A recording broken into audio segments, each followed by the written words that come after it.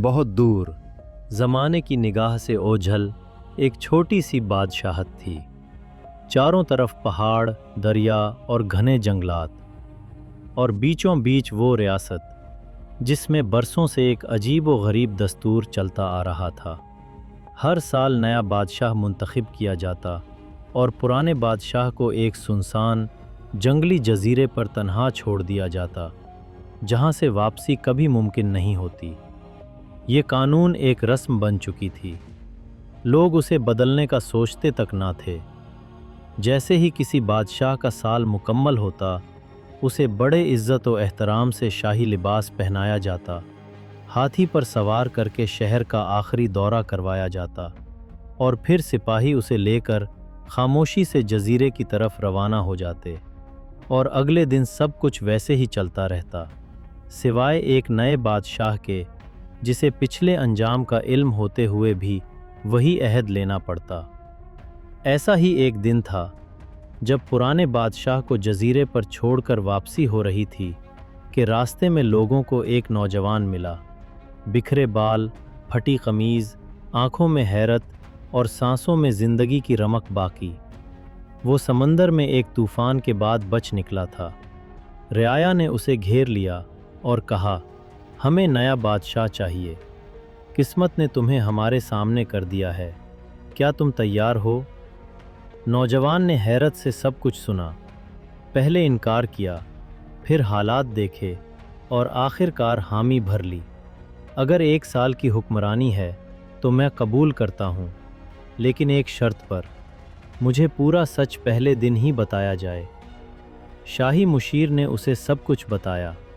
जजीरे की हौलनाकी, वहाँ छोड़े गए बादशाहों की तन्हाई और वापसी की बंद राहें। उस नौजवान का नाम था अयाज। बादशाहत का आगाज़ हुआ। लोग खुश हुए कि नया बादशाह जवान, अक्लमंद और शफ़ाफ दिल का मालिक है। लेकिन अयाज सिर्फ हुक्मरानी से खुश ना था। वो जानता था कि साल मुकम्मल होते ही उसे भी वही अंजाम झेलना है। ताज पहने तीसरे दिन ही उसने वज़ीर आज़म से कहा, मुझे उस जजीरे पर ले चलो अभी। सब हैरान हुए, मगर वज़ीर ने हुक्म माना। जब अयाज वहाँ पहुँचा तो मंज़र उसकी रूह चीर गया। हर तरफ जंगली झाड़ियाँ, दरिंदे, चीखों के आसार और कई ऐसे ढांचे जिन्हें देखकर ये समझना मुश्किल न था कि वो भी कभी ताज पहने बैठे होंगे। वापसी पर अयाज ने सबसे पहला हुक्म दिया, जजीरे पर काम शुरू करो फ़ौरन। उसने सबसे मेहनती कारीगर, कसान, मेमार और मुहाफिज चने। हर माह खुद वहाँ जाता, जंगलात कटवाए, जानवरों को मार कर हटाया और ज़मीन हमवार करवाई। चंद ही महीनों में वो वीरान जजीरा एक नई ज़िंदगी की आहट देने लगा।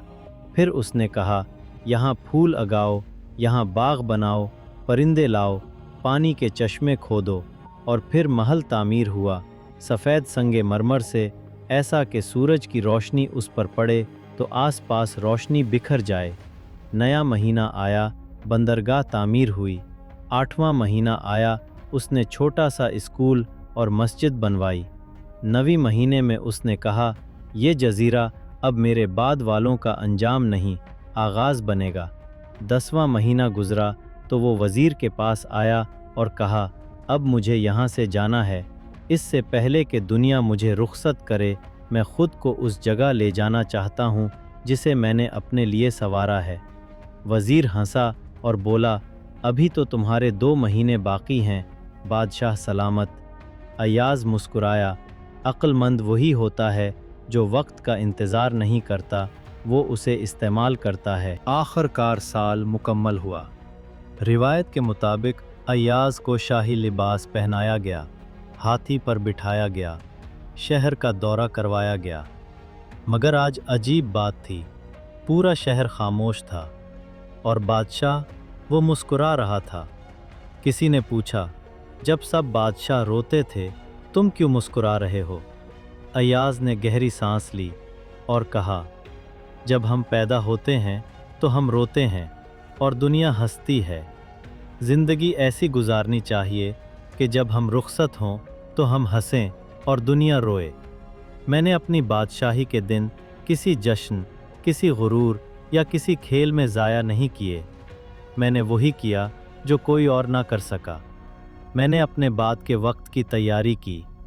मैंने अपनी मौत को अपनी ज़िंदगी में बदल दिया, और जिस जगह को सब अंजाम समझते थे, मैंने उसे आगाज़ बना दिया। यही दानिश है, यही कामयाबी है।